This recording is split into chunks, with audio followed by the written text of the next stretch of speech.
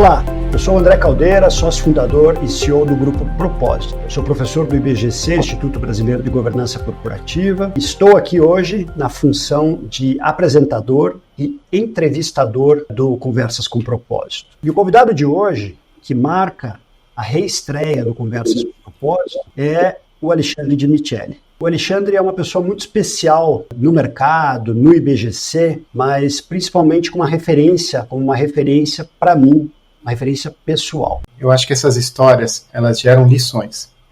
E eu acho que é importante nas nossas vidas a gente poder refletir sobre essas lições, né? Porque eu acho que a gente aprende não só com base na experiência, mas com base na reflexão dessas experiências. Então, eu diria que uma lição fundamental que deriva dessa última história é a importância de você parar, de você sair do seu ambiente, porque só assim você vai ver a água que você está nadando. Então, você parar, no meu caso foram 2 sabáticos, existem outros formatos, modalidades, mas você sair daquele meio onde você está, é a partir daí que você tem uma ideia melhor e você vai ter uma convicção maior de que você está no caminho certo, ou muitas vezes uma decisão por uma mudança, mas é essencial, né? Às vezes a gente está dentro de uma empresa, de uma organização, acho que o mundo é aquilo também, não é, né? Então acho que é fundamental. Uma outra lição que eu tive é a importância sempre de se preparar, porque muitas vezes eu faço muitos eventos, né? E as pessoas às vezes falam, nossa, foi legal e tal, mas as pessoas não veem os bastidores, que tem muita preparação, né? E eu já tive na pele essa percepção da importância de se preparar bem. Então, só para você ter ideia, em 2015 eu estava fazendo um trabalho para o Banco Mundial, para a IFC, que era um trabalho quantitativo, era basicamente de analisar, enfim, o quanto as empresas que tinham melhores práticas de governança, que recebiam os aportes deles, quanto essas empresas tinham de desempenho melhor, né? Tem vários parâmetros aí. Mas o interessante é que nessa época eu estava escrevendo sobre ética, eu comecei a estudar sobre ética, que virou aquele livro Ética Empresarial, e em particular da ética comportamental, que é entender os fatores de pressão que causam, em última instância, escândalos empresariais. E como eu estava lá para fazer uma apresentação desse outro projeto, e eles iam ter um evento de dia inteiro, que era um evento com conselheiros do IFC no mundo inteiro, um evento realmente de altíssimo nível, né? Imagina, conselheiros do Banco Mundial em empresas do mundo inteiro, um dia só, coordenado por um alemão que já tinha uma casa de 70 anos, chamado Jurek, que tinha sido um dos fundadores do IMD, tinha sido, enfim, conselheiro de dezenas de empresas, uma pessoa, enfim, super referência. E aí a pessoa de contato que eu tinha do UFC, que era o representante para a América Latina, falou com o Jurek, falou numa coisa informal, olha, ele está aqui e ele tem essas ideias aqui sobre ética empresarial e ética comportamental, acho que para os conselheiros seria importante escutar alguma coisa diferente nesse sentido. E ele falou, olha, ficou meio assim o alemão, né, porque é um brasileiro, ia lá falar, e tal, falou, olha, a gente tem um slot aqui no lunchtime, né, na hora do almoço dá para ele falar um pouquinho aqui, se ele quiser, tudo bem. E aí, enfim, colocamos lá de última hora na programação. Mas como eu já tinha isso, né, que eu já vinha preparando esses materiais, já vinha refletindo sobre isso, obviamente estava bem preparado. Eu lembro que no dia acordei cedo, fiquei ensaiando no quarto do hotel, né, porque também tem isso, não é só chegar lá e falar, acho que isso é importante. Mas resumindo bastante, as pessoas adoraram, esse alemão adorou, e a partir daí ele falou, olha, você vai fazer os workshops comigo aqui do Banco Mundial. E nós começamos a fazer workshops juntos, e, de certa maneira, aí, né, acabei, vou dizer, sucedendo, né, a gente acabou fazendo workshops, viramos amigos, cheguei na casa dele na Alemanha, a Ângela conheceu a esposa, enfim, nos tornamos próximos, e foi uma super história, mas porque ele, realmente, eu acho que, assim, essa importância de você estar bem preparado e aproveitar as oportunidades, né. Terceira lição que eu acho muito importante é essa questão de você se escutar. E aí tem a ver um pouco com erro, porque a gente aprende com erros também, né, André? A gente também não são só acertos. Porque esse deu certo de se preparar, mas um grande erro que eu cometi foi, por exemplo, não me escutar em certas situações. E uma delas, que foi crucial, foi quando a própria entrada, já que eu falei da USP, né? Porque quando eu terminei a tese lá sobre governança corporativa, que foi a primeira, né, do país sobre governança em 2004, logo depois, esse era um tema novo, a USP abriu concursos para nas 3 escolas, contabilidade, administração e economia para governança corporativa. Tem um professor em cada uma delas para esse tema governança. E a sequência do concurso era primeiro no departamento de contabilidade, que não era meu departamento, eu não conhecia ninguém, não é minha praia, eu não sou contador, sou engenheiro de formação, inclusive. Mas era a sequência, e as pessoas falaram, não, você candidata a todos, e aí depois você vê o que faz. E aí eu fiz esse primeiro concurso, né? E aí passei, né? Fui o aprovado nesse da contabilidade. E eu não sei, alguma coisa me dizia assim, né? Que não era ali a minha praia, né? Mas como eu tinha sido aprovado, as pessoas na hora falaram, então já está tudo certo, você não precisa fazer os outros, e se eu fizesse os outros, se fosse aprovado, poderia ter um problema, porque eles têm que refazer e tal, enfim.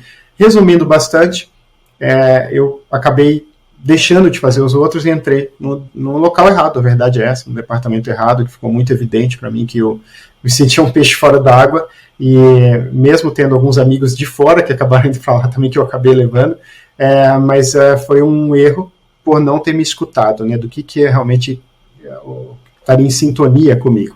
E, de certa maneira, o que para mim mitiga é que anos depois, muitos anos depois, né, eu acho que aí eu tive a coragem de me escutar e tomar a decisão de não ficar naquele local que você sente que não é o seu local, né, que você não se identifica. Então isso é muito importante. E por fim, André, que acho que tem a ver com o PNV, é fazer o que a gente acredita, né? Acho que quando a gente faz algo que acredita, com amor, com uma orientação realmente para o coletivo, o universo conspira a favor. Então o próprio, né, o Lideranças Virtuosas, que foi um programa que eu botei de pé entre um Natal e um Ano Novo, no meio da pandemia, foi uma semana ali, Natal e Ano Novo, foi algo que eu já vinha pensando há muito tempo, agora vou fazer, se der certo, deu, e obviamente tem dado muito, muito certo, realmente uma comunidade que cresce, e eu acho que você também fazer aquilo que acredita, sem muitas análises assim, só racionais e tal, também eu acho que é importante, a vida é isso, né, também. Eu acho que é o preparo com a audácia, porque a gente não pode ficar só no racional, né, Alexandre?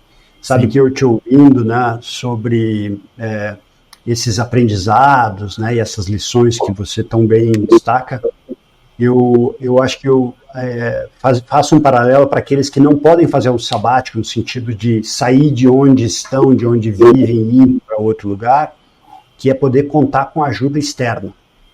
E ajuda externa, você comentou de um terapeuta, eu também faço terapia, mas eu estou falando aqui do lado talvez mais profissional, de poder contar com a ajuda de um coach, um mentor, um advisor, que possa olhar com as lentes externas para opinar sobre o mar ou a piscina que você está nadando. Eu sou nadador, então o paralelo que eu vou usar é o da água, né? Que o peixe que está nadando naquela água tem muita dificuldade de perceber a perspectiva de quem está fora daquela água olhando, ou que já nadou por aquela água, e que pode aconselhar, ou pode cutucar reflexões, pode ajudar essa pessoa a se dar conta de algumas coisas, porque o processo é de cada um de nós, né? Você comenta das tuas lições, são lições que você passou, que você traz para a gente, porque você passou por aqueles momentos. Enquanto que se você chegar para alguém e disser somente, olha, você tem que fazer isso, isso, isso, ou entra por um ouvido e sai pelo outro, ou então no caso das novas gerações, eles nem escutam. Uhum. Então é o de a gente poder, de fato, contar com ajuda externa, pensando nesse processo de autoconhecimento, que muitas vezes quando você está falando para alguém, não é nem o que a pessoa vai te dizer, mas é você se ouvindo, a sua terceira lição, você se dá conta de uma série de coisas. E para você falar com alguém, você é obrigado a organizar os seus pensamentos, portanto, sair do intangível e expressar alguma coisa. Então, esse exercício é muito poderoso. Nos processos de coaching que eu conduzo com executivos, eu sempre falo isso, a gente tem que sair do pensamento, passar pela articulação, complementar com a escrita, para poder revisitar aquilo que foi registrado, falar a respeito, não é o que o elemento externo vai falar em si, o que você vai perceber ao longo do processo, porque a gente acaba se acostumando com esse mar ou com essa piscina que está nadando, né? É verdade, ainda bem que está gravado aí, porque foi uma definição perfeita aqui da importância da mentoria do coach. Realmente, eu não conheço nenhuma liderança de alto desempenho, de uma liderança realmente esclarecida, humanizada, que não teve uma boa referência, seja um mentor, seja um coach, uma pessoa que a orientou de alguma maneira, ajudou nessa caminhada. Nós não fazemos nada sozinhos, né, isolados, e nós todos precisamos ter essas pessoas com as quais a gente pode partilhar, pode estruturar, né, pode desestruturar também, e realmente eu acredito que isso é crucial. Infelizmente é visto ainda como, às vezes, um supérfluo, quase um nice to have, alguma coisa que se der tempo, né, mas eu diria que é essencial para qualquer outro executivo, e as organizações deveriam colocar isso como uma prioridade mesmo, né?